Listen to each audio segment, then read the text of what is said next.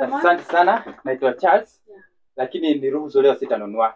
Lakini nimekuletea promotion, nimekuletea mazuri. Naona uko na vitu mzuri lakini leo mimi ndio nimekuletea vitu mzuri. Nataka kukupatia kitu inaitwa Smiling Machine. Ili ukienda mahali popote, ukienda kwa meeting, ukienda kwa bash, ukienda kanisani, hakuna kuogopa kucheka. Yaani pasuka tu yako yote. Hapa kuna sugua meno toothpaste. Kwa supermarket inapatiana na 500 shillings, lakini leo kuna promotion na kupatia na 199 shillings peke yake. Ukishalipa 199 na kuongezea sugua meno kadogo yenye sitakulipisha na kupatia free. Na usifikiri ati nikisha kupatia hizo zote mbili ati mimi naenda na kuongezea kitu inaitwa toothbrush.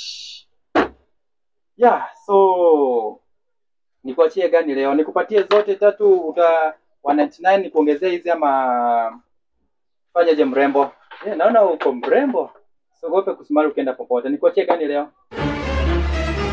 Yesu anasema? Ati? Ulikuwa unasema?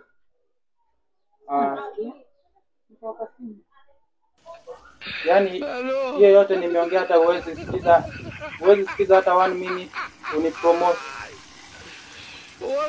Ama unaona kama nafanya yaani hata kuuza ni makosa. Nataka muniombe. I'm going through a lot of problems. Sawa.